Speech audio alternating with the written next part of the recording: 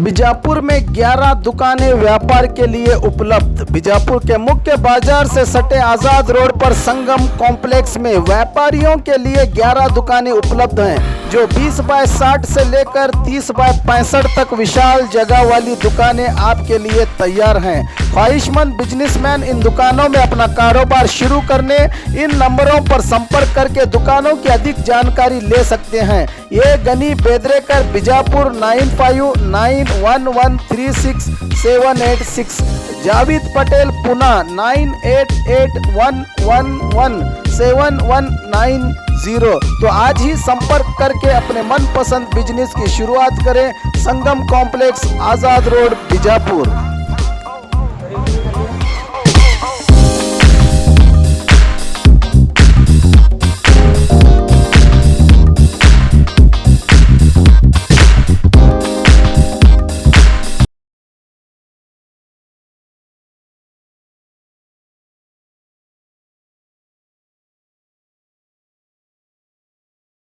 स्वागत है आपका बी न्यूज नेशन में। मैं हूं शकील बागमारे। 30 साल की दोस्ती सियासत की भेंट चढ़ी।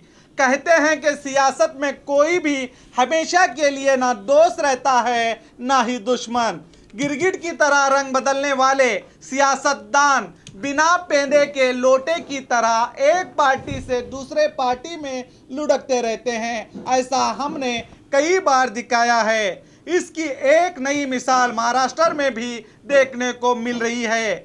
हिंदुत्व के नाम पर बना 30 साल पहले बीजेपी और शिवसेना की सियासी गठबंधन एक दूसरे पर वादा खिलाफी के इल्जाम के चलते आज टूट गया। शिवसेना का आरोप है बीजेपी ने लोकसभा चुनाव से पहले 50-50 का फार्मूला दिया था, जिसके चलते विधानसभा चुनाव के बाद भी 2.5 साल के लिए दोनों पार्टियों के महाराष्ट्र के मुख्यमंत्री होंगे। मगर बीजेपी का कहना है ऐसा कोई फार्मूला तय नहीं हुआ था, जिसके चलते बेबस बीजेपी सरकार बनाने की नाकाम कोशिश करके सारी जिम्मेदारी शिवसेना पर डालते हुए गठबंधन तोड़कर विपक्ष में बैठने का फैसला लिया। अब सत्ता के वनवास झेल रही कांग्रेस और एनसीपी के मुंह में लड्डू फूटने लगे और अलग अलग विचारधारा होने के बावजूद भी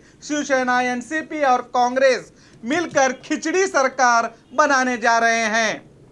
शिवसेना के संजय रावत का कहना है कि कश्मीर में बीजेपी और महबूबा की पार्टी में कौन सी विचारधारा थी। अगर वो एक प्रयोग था तो महाराष्ट्र की जनता की भी भलाई के लिए हम भी एक प्रयोग कर रहे हैं। सुनिए।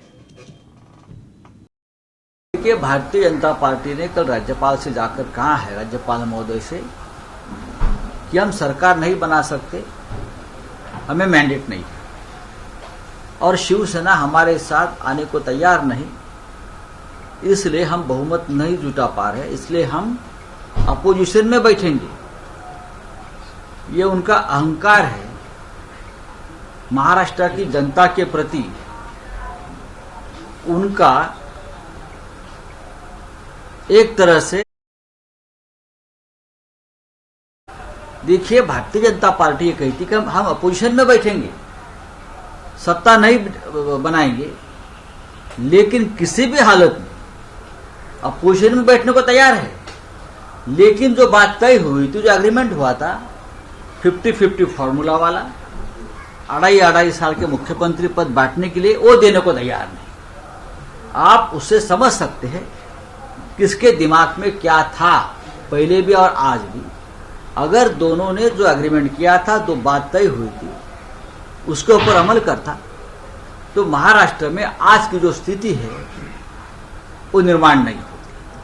लेकिन किसी भी हालत में शिवसेना को मुख्यमंत्री पद नहीं देंगे, 50-50 वाला फार्मूला के ऊपर काम नहीं करेंगे, चाहे हमको विपक्ष में बैठना पड़े। इस अहंकार को महाराष्ट्र की जनता का मैं अपमान मानता हूं। जिसके चलते केंद्र सरकार में सहयोगी एकमात्र शिवसेना के मंत्री अरविंद सावंत को कांग्रेस और एनसीपी के कहने पर एनडीए से रिजाइन देना पड़ा।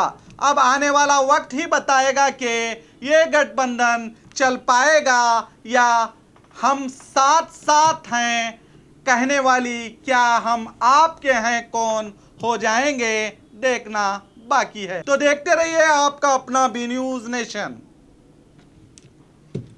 नेशन के लेटेस्ट न्यूज़ों को अपने मोबाइल में देखने के लिए YouTube में बी न्यूज नेशन के चैनल के सब्सक्राइब आइकॉन को दबाएं और फिर बेल आइकॉन को दबाने पर आप लेटेस्ट न्यूज़ों को देख सकते हैं।